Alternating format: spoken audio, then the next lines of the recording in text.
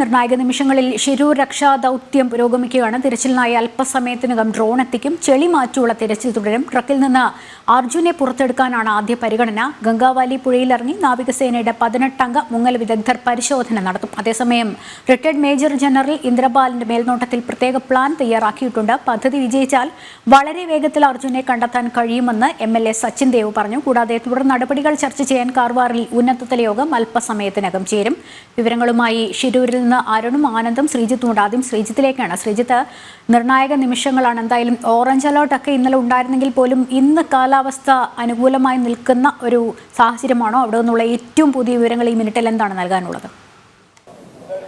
ലക്ഷ്മി, എന്തായാലും സ്ഥലത്ത് നിലവിൽ മഴ മാറി നിൽക്കുകയാണ്. പക്ഷേ നദിയുമായി ബന്ധപ്പെട്ട വലിയ ഒഴുക്കുണ്ട്. അത് വലിയ പ്രശ്നമാണ് ഇവിടെ സൃഷ്ടിക്കുന്നത്. അതോടൊപ്പം തന്നെ ഏറ്റവും പ്രധാനപ്പെട്ടത് റിട്ടയർഡ് മേജർ ജനറൽ ഇന്ദ്രപാൽ നിലവിൽ അല്പസമയം മുമ്പ് ഇവിടെ എത്തിയിരുന്നു. അദ്ദേഹത്തിന്റെ നേതൃത്വത്തിൽ ഉടൻ തന്നെ ആ സ്ഥലത്ത് പ്രത്യേക വിലയിരുത്തലുണ്ടാകും. കാരണം എങ്ങനെയാണ് ഈ പ്രവർത്തനവുമായി മുന്നോട്ട് പോകുക, ബാക്കിയുള്ള രീതിയിൽ എങ്ങനെ നടപടി സ്വീകരിക്കാമെന്ന ചർച്ച ഉടൻ ഈ പ്രദേശത്ത് ആരംഭിക്കും. അതോടൊപ്പം തന്നെ ഇന്ന് രാവിലെ ഒരു അടിയന്തര യോഗം ഉണ്ടായിരുന്നു കളക്ടറുടെ നേതൃത്വത്തിൽ.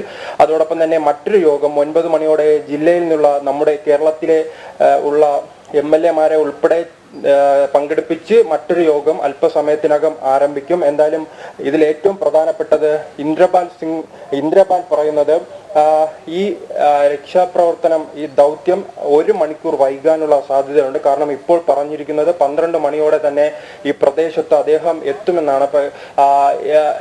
അദ്ദേഹത്തിന്റെ ഐബോൾ പ്രവർത്തിപ്പിക്കാനുള്ള ആ ഡ്രോൺ പ്രവർത്തിപ്പിക്കാനുള്ള ആ ബാറ്ററി 12 മണിയോടെ എത്തുമായിരുന്നു എന്നാണ് പറഞ്ഞിരുന്നത്. പക്ഷെ നിലവിൽ ആ റെയിൽവേ ട്രെയിൻ ലേറ്റ് ആയതിന് കാരണം 1 മണിക്കൂർ വൈകുമെന്ന് പറയുന്നു. അപ്പോൾ സമയം 1 മണിക്കായിരിക്കും ഇത്തരത്തിലുള്ള പ്രവർത്തനം ആരംഭിക്കുന്നത്. ഐബോൾ ഡ്രോൺ ഉപയോഗിച്ച് ചിത്രങ്ങൾ പകർത്തുന്നതിന്റെ ഗുണം ഇത്തരത്തിലാണ്. അതിന്റെ നീളം, അതോടൊപ്പം തന്നെ എത്ര താഴത്തേക്കാണ്, അടിയിലാണ് ഈ ലോറി കിടക്കുന്നത് എന്ന വിവരങ്ങൾ അറിയാനാണ് ഈ ഐബോൾ ഡ്രോണിന്റെ പ്രയോജനം. അതെന്തായാലും എത്താൻ 1 മണിയോടെ ആയിരിക്കും എത്തുക. അതിനുശേഷമായിരിക്കും അതിന്റെ പ്രവർത്തനങ്ങൾ ഉണ്ടാകുക.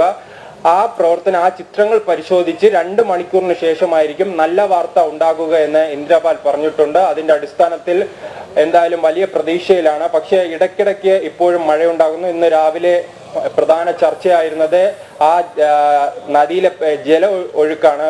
ജലത്തിന്റെ വലിയ ഒഴുക്ക് വലിയ പ്രതിസന്ധി സൃഷ്ടിച്ചിരുന്നു. എന്തായാലും നമ്മോടൊപ്പം ആനന്ദ് പുത്തൂർ ചേരുകയാണ്. എന്തായാലും ഇന്നത്തെ ഈ ദൗത്യത്തിന്റെ പുരോഗതി എങ്ങനെയാണ്? തീർച്ചയായിട്ടും അല്പസമയം മുമ്പാണ് റിട്ടയർഡ് മേജർ ഇന്ദ്രപാൽ സ്ഥലത്തെത്തിയിട്ടുണ്ട്. അദ്ദേഹം പറഞ്ഞ പ്രധാനപ്പെട്ട ഒരു കാര്യം എന്ന് പറയുന്നത് എന്തെല്ലാം പ്രതിസന്ധികൾ ഇന്നുണ്ടായാലും തിരച്ചിൽ തുടരുമെന്ന് തന്നെയാണ്. അതായത് കാലാവസ്ഥ എത്ര പ്രതികൂലമായാലും അതിനെല്ലാം അതിജീവിക്കുന്ന തരത്തിലേക്കുള്ള എല്ലാ ആധുനികമായിട്ടുള്ള സംവിധാനങ്ങളും അവിടെ എത്തിയിട്ടുണ്ട്.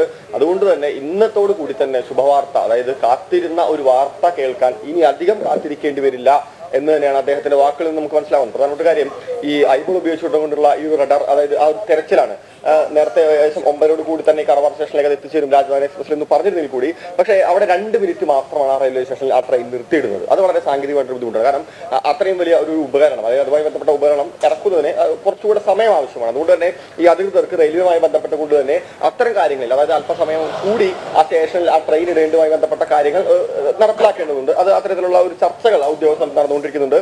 എന്തായാലും ഈ നമ്മൾ നിശ്ചയിച്ച സമയത്തിനേക്കാൾ 1 മണിക്കൂർ വൈകിയാണ് അവിടേക്ക് എത്തുക എന്നാണ് നമുക്ക് ഇപ്പോൾ അറിയാൻ സാധിക്കുന്നത്. അത് മാത്രമല്ല ഈ വളരെ പ്രധാനപ്പെട്ട മറ്റൊരു കാര്യം എന്ന് പറയുന്നത് ഈ ഘട്ടങ്ങൾ, അതായത് ഈ റഡാർ എത്തിക്കഴിഞ്ഞാൽ, അതായത് ഈ ഐബോളിന്റെ ഈ ഡ്രോൺ അവിടേക്ക് എത്തിക്കഴിഞ്ഞാൽ ഈ ലൊക്കേറ്റ് ചെയ്യുക എന്നതല്ല പ്രധാനപ്പെട്ട കാര്യം എന്ന് പറയുന്നത്. നേരെ മറിച്ച് അതിന് കൃത്യമായിട്ടുള്ള രൂപരേഖ, ഒരു പ്ലാൻ ഉണ്ടാക്കുന്നു. ഏകദേശം അത്തരം ഐബോൾ സംവിധാനങ്ങൾ സിഗ്നൽ പിടിച്ചതിന് ശേഷം അത് ഡാറ്റാബേസ് ആയി അത്തരത്തിലൊരു അനലറ്റിക്സ് അത് നടത്തിക്കൊണ്ടായിരിക്കും അവിടേക്ക് ഈ ഡൈവേഴ്സ് അടക്കമുള്ള സംഘം ഒരുപക്ഷെ പോകാനുള്ള ഒരു സാധ്യത എന്ന് പറയുന്നത്. ഇപ്പോൾ അവിടെ നടന്നുകൊണ്ടിരിക്കുന്ന പ്രവർത്തനം എന്ന് പറയുന്നത് ഈ ഡൈവർമാർക്ക് ഈ ട്രക്ക് ലൊക്കേറ്റ് ചെയ്ത സ്ഥലത്തേക്ക് നീങ്ങുന്നതിന് വേണ്ടിയുള്ള ഒരു നിരപ്പാക്കൽ, അതായത് ഒരു പുഴയും ഈ കരയും തമ്മിലുള്ള ഒരു റിവർ ബർത്ത് ഒരുക്കൽ എന്ന് നമുക്ക് വേണമെങ്കിൽ പറയാം. അതാണ് ഇപ്പോൾ നടന്നുകൊണ്ടിരിക്കുന്നത്. ബൂം ലെങ്ത് സംവിധാനങ്ങൾ അടക്കം നിരന്തരമായി തന്നെ അവിടെ പ്രവർത്തിച്ചുകൊണ്ടിരിക്കുന്നുണ്ട്. JCB ഉപയോഗിച്ചുകൊണ്ട് മണ്ണ് മാറ്റുന്ന പ്രവർത്തനം നടന്നുകൊണ്ടിരിക്കുന്നുണ്ട്. അപ്പോൾ എന്തായാലും 3ാമത്തെ ബോട്ടും ഇപ്പോൾ നേവിയുടെ ബോട്ട് അവിടേക്ക് ഇറങ്ങിയിട്ടുണ്ട് എന്നാണ് നമുക്ക് അറിയാൻ വേണ്ടി സാധിക്കുന്നത്. അത് വളരെ പെട്ടെന്ന് തന്നെ അതുമായി ബന്ധപ്പെട്ട പ്രാഥമികമായിട്ടുള്ള കാര്യങ്ങൾ അവിടെ നടക്കുന്നുണ്ട്.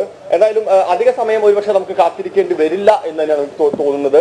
എന്തായാലും ഏറ്റവും ആദ്യം നേരത്തെ പറഞ്ഞ പോലെ തന്നെ ഏറ്റവും പ്രാധാന്യം കൊടുക്കുന്ന പ്രധാനപ്പെട്ട ഒരു കാര്യം എന്ന് പറയുന്നത് ഈ അർജുൻ ആ ട്രക്കിനടിയിൽ ഉണ്ടോ എന്നുള്ള ഒരു ചോദ്യത്തിന് തന്നെയാണ്, ആ ക്യാബിനടിയിൽ ഉണ്ടോ എന്നൊരു ചോദ്യം തന്നെയാണ്.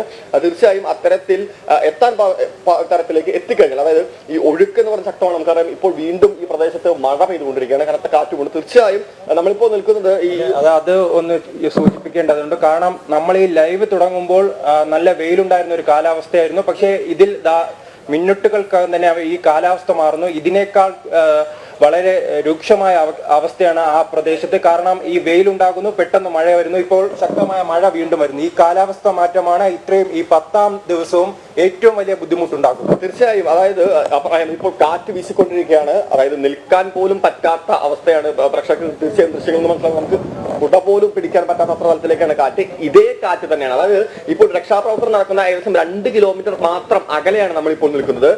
ഇവിടെ ഈ തുറസായ സ്ഥലത്തെ കാറ്റിങ്ങനെയാണെങ്കിൽ ഈ പുഴക്കരയിലെ ആ അവസ്ഥ നമുക്ക് ഊഹിക്കാവുന്നതാണ്. പ്രത്യേകിച്ച് ഈ മാധ്യമപ്രവർത്തകരടക്കം ഈ ഒരു ഭാഗത്ത് നിന്ന്, അതായത് ഈ പുഴക്കരയിൽ നിന്ന് മാറ്റിയിരുന്നു.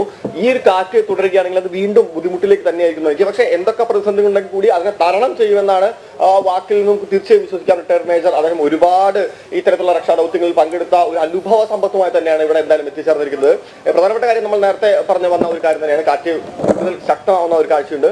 ഈ പ്രധാനപ്പെട്ട കാര്യം ആദ്യം തീർച്ചയായിട്ടും പ്രാധാന്യം കൊടുക്കുന്നത് ഈ അർജുൻ ഈ ട്രക്കിനകത്തുണ്ടോ, ഈ ക്യാബിനകത്തുണ്ടോ എന്നുള്ള ഒരു കാര്യത്തിലേക്ക് തന്നെയായിരിക്കും. ഈ ട്രക്കിനകത്തുണ്ടെന്ന് ഉറപ്പായി കഴിഞ്ഞാൽ അതുമായി ബന്ധപ്പെട്ട പ്രവർത്തനങ്ങളായിരിക്കും പിന്നീട് പുരോഗമിക്കുക.